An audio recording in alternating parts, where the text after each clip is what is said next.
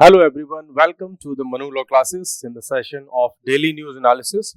Today is 11th of September 2024 and I am Naresh Sharma going to discuss with you the current affairs of the day. Guys, ये जो आज 11th of September है, इसी दिन 1893 में स्वामी विवेकानंद जी ने USA में अपनी स्पीच दी थी, जो वहां पर रिलीजियस असेंबली जो है असेंबल हुई थी, उसमें अपनी बहुत ही ग्रेट स्पीच दी थी, जिसको आज पूरा वर्ल्ड जानता है और इंडिया उसको हमेशा मेमोरेट रखता है कि there was one of the greatest representative from India, जिसने इंडिया को रिप्रेजेंट किया, स्पेशली ईस्ट को रिप्रेजेंट किया। मींस जो वेस्टर्न वर्ल्ड था, यूएसए, यूरोप, ये जो अपने कल्चर को, अपने रिलीजन को हमेशा बेस्ट मानते थे, सुपीरियर मानते थे।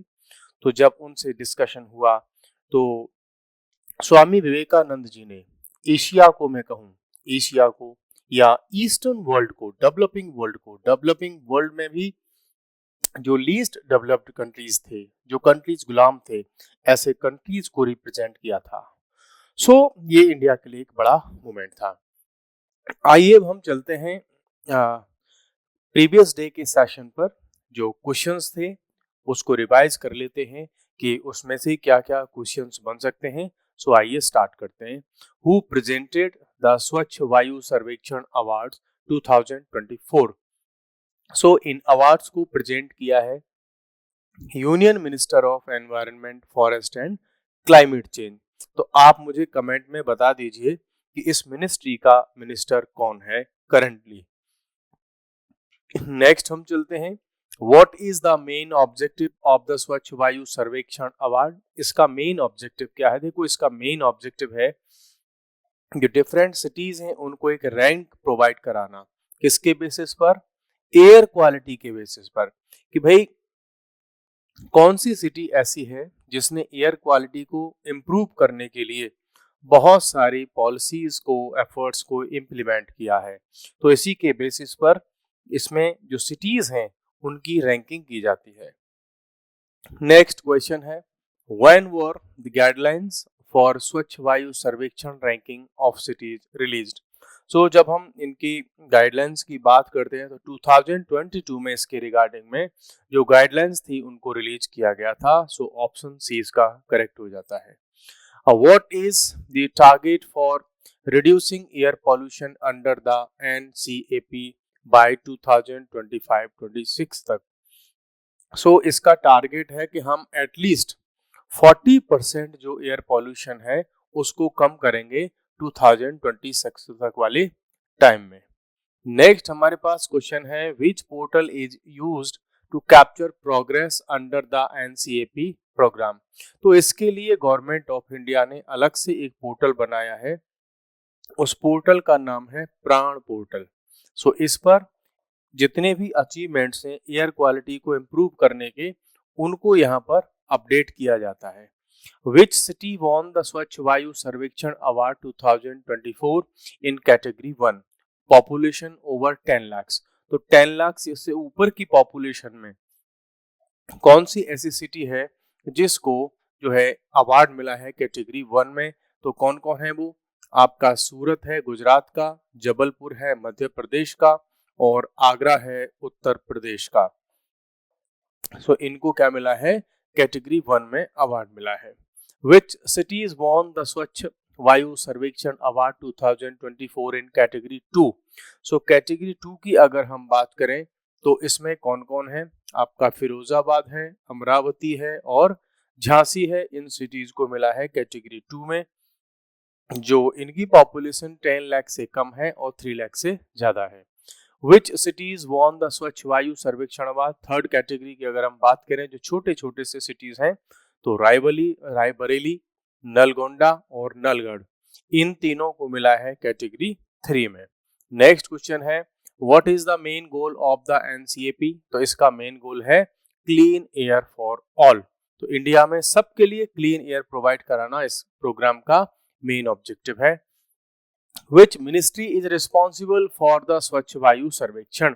सो बड़ी सिंपल सा आंसर है इसका कि ministry of environment, forest and climate change इस सब के लिए रिस्पॉन्सिबल है।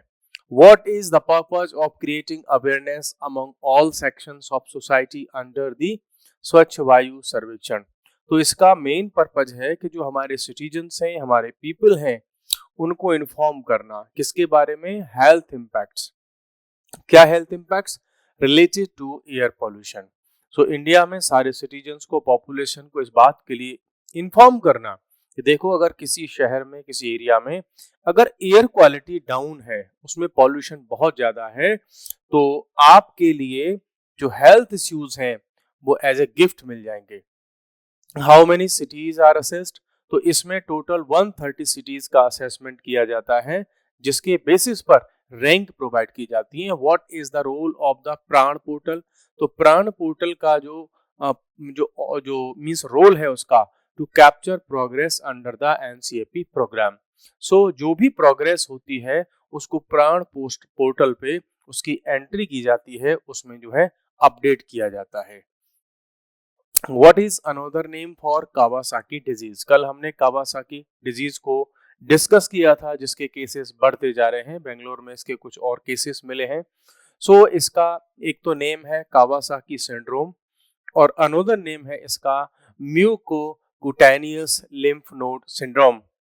सो ये दोनों ही करेक्ट हैं, that's why both A and B are correct. Which age group is primarily affected by the Kawasaki disease? So इस एज को अंडर 5 ईयर एज के जो बच्चे होते हैं, चिल्ड्रन होते हैं, वो मोस्टली अफेक्ट होते हैं from this disease. So what is one of the most common forms of acquired heart disease in children? तो चिल्ड्रन में जो अक्वायर्ड हार्ट डिजीज है उसमें एक काउंट होती है कावासाकी डिजीज, कि बच्चों को बचपन से ही मींस उसको चाइल्डहुड में ही उनको हार्ट से रिलेटेड प्रॉब्लम हो जाती है। नेक्स्ट है, which part of the body does Kawasaki disease primarily affect? So coronary जो आर्टरीज होती हैं, कल भी हमने बताया था कि जो हमारी आर्टरीज होती हैं जो ब्लड सप्लाई करती हैं हार्ट के लिए, उनमें ये जो है इश्यूज क्रिएट कर देता है। उनमें स्वेलिंग आ सकती है, उनमें ब्लॉकेज आ सकता है। Next, where were the first cases of Kawasaki disease outside of Japan first reported? तो सबसे पहले अगर हम बात करें तो जापान के बाद यूएसए का जो हवाई आइलैंड है वहां पर हमें सबसे पहले इसके केसेस मिले थे, मींस जापान के बाहर। एक्चुअली ये जो डिजीज है सबसे पहले जापान में इसका जो है डिस्कवरी हुई थी, और जो कावासाकी नाम के जो डॉक्टर थे, साइंटिस्ट थे, उन्होंने इसको डिस्कवर किया था। तो जापान के बाहर अगर कहीं सबसे पहले इसको देखने को मिला तो यूएसए में। Which of the following is not a symptom of Kawasaki disease?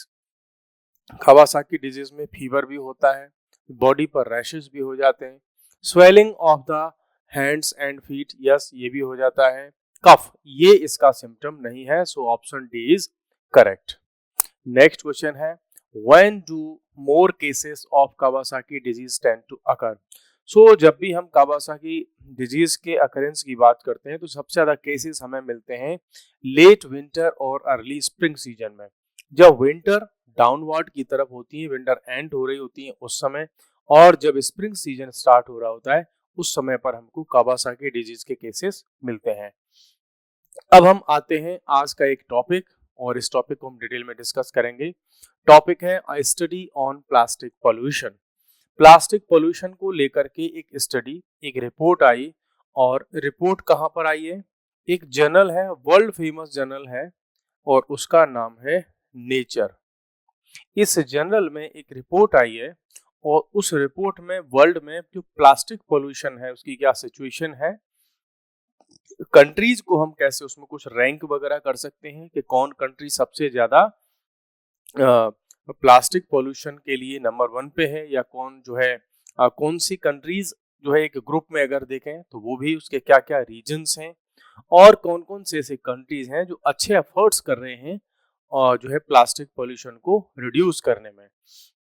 सो इस रिपोर्ट की अगर मैं बात करूं तो इस रिपोर्ट के अकॉर्डिंग इंडिया जो है टॉप रैंक इसमें आई है। किस मामले में आई है? टॉप रैंक कोई अचीवमेंट में नहीं आई है, ये एक नेगेटिव बात है इंडिया के लिए कि वर्ल्ड में अगर हम प्लास्टिक पॉल्यूशन की बात करें तो सबसे ज्यादा प्लास्टिक पॉल्यूशन हो रहा है इंडिया में।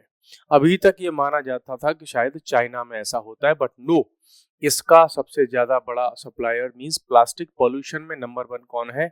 इंडिया है। और इसमें कैसे है वो कि around 9.3 million ton per day का ये क्या करता है, प्लास्टिक हमारे यहाँ वेस्ट की फॉर्मेट में जनरेट होता है। इट मींस अगर मैं परसेंटेज की बात करूं तो अराउंड 20% प्लास्टिक पॉल्यूशन इंडिया अकेला करता है पूरे वर्ल्ड में। मींस 80% में वर्ल्ड के सारे कंट्रीज और 20% में अकेला इंडिया। सो इंडिया के लिए बहुत ही मींस ये गलत बात है, बहुत ही खराब बात है कि हम इतना सारा जो प्लास्टिक है उसको जनरेट कर रहे हैं, और ये केवल इंडिया के लिए नहीं पूरे वर्ल्ड के लिए एक प्रॉब्लम है। और प्लास्टिक जब से आया है ऐसे समझो कि आपको जो डिजीजेस हैं वो मुफ्त में मिल गई हैं। ये आप देख सकते हैं कि डिफरेंट प्लेसेस पर हमको जो प्लास्टिक है, जो वेस्टेज है, उसके बहुत सारे माउंटेन्स बने दिख जाएंगे आपको। नदियां इससे चौक हो रखी हैं, रिवर्स बहुत सारी, आपको इसका पूरा सीवरेज सिस्टम है वर्ल्ड में वो पूरा का पूरा चौक हो जाता है। एरियाज में फ्लड्स आ जाते हैं, बहुत सारे लोगों की डेथ हो जाती है, बहुत सारे जो एनिमल्स हैं जिनको नहीं पता वो इसको खा जाते हैं, उनकी डेथ हो जाती है। इस प्लास्टिक की वजह से वर्ल्ड में बहुत सारे लोगों की कैंसर से डेथ होती है। ये जो प्लास्टिक है वर्ल्ड के लिए बड़ी प्रॉब्लम है। अब इस रिपोर्ट की फाइंडिंग पर बात कर लेते हैं कि इस रिपोर्ट में हमको क्या मिला है। देखो, इसमें बेसिक सी अगर हम बात करें तो सबसे पहले तो हमको ये पता हो कि यार ये प्लास्टिक पोल्यूशन में हम किसको काउंट कर रहे हैं। तो ऐसा कोई भी प्लास्टिक एमिशन जो बाहर निकल रहा है किसी ऐसे एरिया से जहां पर उसको मैनेज किया जाता था। जैसे आपके घर में प्लास्टिक की बॉटल है, ठीक है, आप अपने काम के लिए उसको यूज कर रहे हैं, बाद में उसको आपने घर से बाहर फेंक दिया आफ्टर उसको यूज करने के बाद, तो ये हो गया प्लास्टिक पोल्यूशन। जब तक आपके घर में है तब तक वो प्लास्टिक का पोल्यूशन नहीं है। अगर हम बात करें कि ऑफ द अनमैनेज्ड वेस्ट की अगर हम बात करें तो 43% जो प्लास्टिक का जो वेस्ट है वो अनबर्न डेब्रिस हमको दिखाई पड़ता है। मींस उसको कभी जलाया नहीं गया, उसको रिसाइकिल नहीं किया गया। उसमें से 43% इसी तरह से चारों तरफ हमको बिखरा हुआ मिलता है। और जो बचा हुआ है अगर उसको टन की बात करें तो 29 मीट्रिक टन इधर इन डंप साइट्स और लोकली। और फिर जो बचा हुआ है उसको लोग या तो किनारे कहीं पर उसमें आग लगा देते हैं, या कोई डंप साइट होती है वहां पे उसको जला देते हैं। रोड के किनारे लोग यूं ही इकट्ठा करते हैं और उनको जला देते हैं। कई बार आप देखेंगे जब घरों पे दीपावली वगैरह उसकी सफाई होती है तो बहुत सारी पॉलिथीन वगैरह को लोग यूं ही रोड के किनारे घर के सामने उसको जला देते हैं। तो इन सब में ये काउंट होता है। और जो पूरे वर्ल्ड के लिए प्रॉब्लम है, ना कि प्लास्टिक की फॉर्मेट में, but also in the format of soil pollution, water pollution, air pollution, और अल्टीमेटली ह्यूमन की जो फूड चेन है, इस वर्ल्ड में जो फूड चेन है उसमें प्लास्टिक एंटर कर गई है और वर्ल्ड में बहुत सारी डिजीजेस बिना बुलाए आप तक पहुंच चुकी है। नेक्स्ट है हमारे पास में कि ग्लोबल फाइंडिंग्स की अगर हम बात करें तो रफली 69% की अगर हम बात करें, वर्ल्ड का plastic emission come from 20 countries. तो वर्ल्ड के 69% जो प्लास्टिक पोल्यूशन है वो केवल 20 कंट्रीज से आ रहा है। इस 20 में से 4 कंट्री कैसे हैं, लो इनकम कंट्रीज हैं, 9 कंट्रीज ऐसे हैं जो लोअर मिडिल इनकम कंट्रीज हैं, और 7 कंट्रीज कैसे हैं, अपर मिडिल इनकम कंट्रीज है। इट मींस इस पॉल्यूशन की अगर हम बात करें तो जो डेवलप्ड कंट्रीज हैं, हाई इनकम कंट्रीज जो हैं, उनमें इस पॉल्यूशन की प्रॉब्लम हमको देखने को नहीं मिल रही। इस रिपोर्ट के अकॉर्डिंग यहाँ आप एक कंक्लूजन निकाल सकते हैं कि क्या जो डेवलप्ड कंट्रीज हैं वहां पे प्लास्टिक का कोई पॉल्यूशन नहीं है। देखो, उन कंट्रीज में भी जो लिटरिंग की प्रॉब्लम है कि लोग यूज करने के बाद उसको कहीं ना कहीं डस्टबिन वगैरह कहीं ना कहीं उसकी लिटरिंग करते हैं, उसको फेंक देते हैं, ठीक है, लेकिन वो कंट्रीज इस लिस्ट में प्लास्टिक पोल्यूशन में क्यों नहीं आते? देखो, इंडिया से भी ज्यादा वहां पर लोग पोल्यूशन करते हैं, प्लास्टिक का यूज करते हैं, लेकिन उसके बावजूद भी इस लिस्ट में उनका नाम नहीं है। क्यों नहीं है? बिकॉज वहां पर उस प्लास्टिक वेस्ट को कलेक्ट करने का सिस्टम इतना स्ट्रांग है, इतना कॉम्प्रिहेंसिव है, इतना एम्फिसाइज मीन जो है एफिशिएंट है कि 100% प्लास्टिक को वो रिकलेक्ट कर लेते हैं और फिर बाद में उसकी कहीं ना कहीं रिसाइकलिंग हो जाती है। इट मींस वहां पर अगर आपको रोड के साइड में कहीं एक पॉलिथीन मिलेगी तो उनके जो कलेक्टिंग सिस्टम उनका बना हुआ है, उनका जो स्वीपिंग सिस्टम बना हुआ है, वो सारा का सारा उसको कलेक्ट कर लेते हैं। इंडिया की तरह नहीं है कि चारों तरफ हमको प्लास्टिक के ढेर दिखाई पड़ेंगे, उनको वहां से कोई कलेक्ट करने वाला ही नहीं है। सो इसलिए जो हाईली डेवलप्ड कंट्रीज हैं वो इस लिस्ट में नहीं आते। ठीक है, नौ। अब इसमें से हम और अगर बात करें इंडिया की, अगर हम इसमें बात करें तो इंडिया है सिक्योर्ड द टॉप रैंक। अभी जिसकी हमने बात की थी कि 9.3 मिलियन टन हम डेली का वेस्ट यहाँ से जनरेट करते हैं, पर प्रॉब्लम कहाँ है? देखो ये जनरेशन ऑफ व्हाट जो प्लास्टिक है वो सारे कंट्रीज में है। इंडिया में भी है, चाइना में है, रशिया में है, स्वीडन में है, ब्रिटेन में है, यूएसए, कनाडा, ऑस्ट्रेलिया, जापान, सब जगह पे है। कोई इंडिया में नहीं है अकेले। बट प्रॉब्लम कहाँ पर है कि इंडिया में जो वेस्ट जनरेट होता है प्लास्टिक का, वो आपको रोड के किनारे यूं ही पड़ा मिल जाएगा, लेकिन अदर कंट्रीज में उसको प्रॉपरली कलेक्ट करके उसकी रिसाइकलिंग हो रही है। इंडिया में ऐसा भी नहीं है, इसलिए इंडिया इस मामले में हम नंबर 1 पे हैं कि प्लास्टिक हम यूज तो करते हैं बट उसको हम कहीं रिसाइकिल नहीं करते, उसको प्रॉपरली उस वेस्ट को कलेक्ट नहीं करते। जैसे इसके बेसिस पर अगर आप देखोगे, इस इमेज में आप देखोगे तो देखो यहाँ इसमें देखें हम, जैसे रशिया को हम देखें तो रशिया का हमको दिखता है कि ओनली 1.7 के आसपास पर डे का जो है मीटर जो है मिलियन टन ये वेस्ट जनरेट करते हैं। और हम जो है जैसे कि चाइना की बात करें तो 2.8 करता है चाइना, बांग्लादेश 1.7 करता है, पाकिस्तान 2.6 करता है, नाइजीरिया 3.5 करता है, ब्राजील जो है 1.4 के आसपास करता है। जबकि इंडिया की अगर हम बात करें तो 9.3 मिलियन टन का पर डे का प्लास्टिक वेस्ट हमारे वेस्ट जो है इंडिया से जनरेट होता है। इससे अगर हम बात करें तो देखो कितना होता है ये प्लास्टिक का जनरेट। 1 मिलियन टन में आप 65 जो ताजमहल बन जाएं उन सबको भर सकते हो मात्र 1 मिलियन टन से।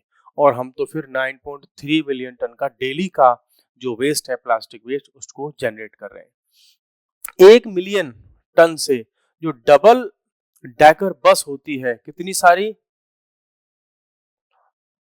2,60,000 बसेस को भर सकते हो आप। इतना वेस्ट 1 मिलियन टन में होता है और हम तो कितना कर रहे हैं 9.3 मिलियन टन हम डेली का प्लास्टिक वेस्ट जनरेट करते हैं। अगर इसमें हम इंडिया के बाद कुछ और कंट्रीज की बात करें कि भाई उनकी क्या रैंक रही, तो सेकंड और थर्ड पोजीशन पे तो नाइजीरिया जो है ये सेकंड रैंक पर है वर्ल्ड में सबसे ज्यादा प्लास्टिक वेस्ट को जनरेट करने में। और उसके बाद थर्ड नंबर पे आता है आपका इंडोनेशिया। तो फर्स्ट रैंक की अगर हम बात करें तो आपका इंडिया हो गया, सेकंड रैंक पर आपका नाइजीरिया हो गया और थर्ड रैंक पर हो गया आपका इंडोनेशिया।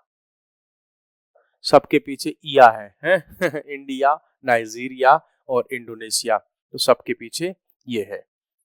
इस रिपोर्ट में अगर हम थोड़ा सा और देखें कि देखो 2022 में वर्ल्ड के कंट्रीज ने इस बात पर एग्रीमेंट किया था, वो हुए थे कि भाई आने वाले टाइम में हम 2024 तक आकर के कोई ऐसी एक ट्रीटी साइन करेंगे जिससे वर्ल्ड में से प्लास्टिक पोल्यूशन को रोका जा सके। तो उसके लिए इनका एक मींस कमिटमेंट था ग्लोबल प्लास्टिक ट्रीटी, ये करना चाहते थे। ये ट्रीटी कैसी है, लीगली बाइंडिंग एग्रीमेंट होगा ये। तो अभी तक यूनाइटेड नेशंस के 175 कंट्रीज ने इस पर साइन किए हैं, वो इसको लीगली बाइंडिंग मानने को तैयार हैं। तो अभी भी हम देखते हैं कि 20-25 कंट्रीज तो हमारे पास अभी भी बचे हुए हैं जो उसको मानने को तैयार नहीं है। तो जो ग्लोबल प्लास्टिक ट्रीटी है उसके क्या क्या गोल है? पहला गोल अगर हम इसका देखें तो भाई हमको रिड्यूसिंग प्लास्टिक प्रोडक्शन, प्लास्टिक के प्रोडक्शन को हमको कम करना है। जब प्लास्टिक नया बनेगा ही नहीं तो फिर अपने आप उसका पॉल्यूशन रुक जाएगा। दूसरा क्या है, एलिमिनेटिंग अननेसेसरी यूजेस। ऐसी बहुत सारी डेली लाइफ की रूटीन है जिसमें प्लास्टिक को हम क्विट कर सकते हैं, उसको स्किप कर सकते हैं। तो जहां इसको कर सकते हैं उसको किया जाना चाहिए। प्रोहिबिटिंग सर्टेन केमिकल्स, जहां जब प्लास्टिक का जो है प्रोडक्शन होता है तो उसमें बहुत सारे केमिकल्स का यूज होता है। तो अगर वर्ल्ड के कंट्रीज ये ट्राई करें इस ट्रीटी के अकॉर्डिंग कि उसमें से कुछ केमिकल्स को हम रोक सकें जिससे कि उनका यूज ना हो। सेटिंग रिसाइकलिंग गोल्स, अब इसमें कम से कम हमको इतना तो कर ही सकते हैं कि प्लास्टिक को हम रिसाइकल कर सकें। जो बन गई उसी को हम रिसाइकल करके डिफरेंट फॉर्मेट में उसको यूज करें, नया प्लास्टिक ना बनाएं। बाकी आप भी कमेंट में आइडिया दे सकते हैं कि इस प्लास्टिक को हम कैसे रिड्यूस कर सकते हैं। नेक्स्ट है addressing the entire life cycle of plastic. अब ये जो प्लास्टिक है सबसे बड़ा प्रॉब्लम क्या है, इसकी है लाइफ साइकिल। मींस सैकड़ों साल तक, हंड्रेड्स ऑफ इयर्स तक इसकी लाइफ फिनिश नहीं होती। इसीलिए तो ये प्रॉब्लम है। अगर प्लास्टिक बायोडिग्रेडेबल होती तो गल के इसकी मिट्टी बन जाती, बायोडिग्रेड हो जाती। बट यही इसकी दिक्कत है कि इसको जलाओगे तो जल करके एक गोले जैसा बन जाता है, नहीं जलाओगे इधर उधर पड़ा रहेगा, लेकिन ये खत्म नहीं होता है। तो वर्ल्ड के कंट्रीज को चाहिए कि इसकी जो लाइफ साइकिल है उसको चेंज करें, कि ऐसी प्लास्टिक बनाएं जो एक टाइम पीरियड के बाद या तो वो डिग्रेड हो जाए खुद से, या फिर वो लॉन्ग टर्म लाइफ उसकी हो कि हम उसको रिसाइकिल कर करके बार बार उसको यूज कर सकें। नेक्स्ट है कंसीडरिंग वल्नरेबल वर्कर्स।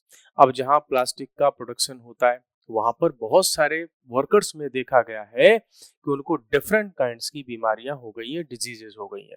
और भी हम वर्ल्ड में डिफरेंट फैक्ट्रीज में देखते हैं कि प्लास्टिक की वजह से लोगों में बहुत सारी डिजीजेस हो गई। Chemical testing mandates, means world level पर कुछ ऐसे टेस्ट आने चाहिए कि जब भी प्लास्टिक पॉल्यूशन, जब भी प्लास्टिक के प्रोडक्शन की बात हो तो उसको बनाने से पहले, बनाने के बाद, उसकी रिसाइकलिंग के टाइम पर उसमें कुछ केमिकल्स की टेस्टिंग होनी ही चाहिए। इट मींस ऐसा ना हो कि आपने जो वाटर बॉटल परचेज की उसको ऐसे ही किसी थर्ड क्लास की, फोर्थ क्लास की प्लास्टिक से बना दिया गया और बनाने वाले ने सोचा ही नहीं कि ये प्लास्टिक धीरे धीरे करके पानी में कुछ केमिकल्स को रिलीज करेगी और वो अल्टीमेटली लोग जिससे पानी पिएंगे उनको डिजीजेस होंगी।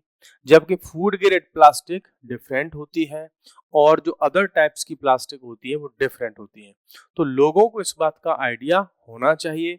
तो केमिकल्स की टेस्टिंग पूरे वर्ल्ड में मैंडेटरी होना चाहिए।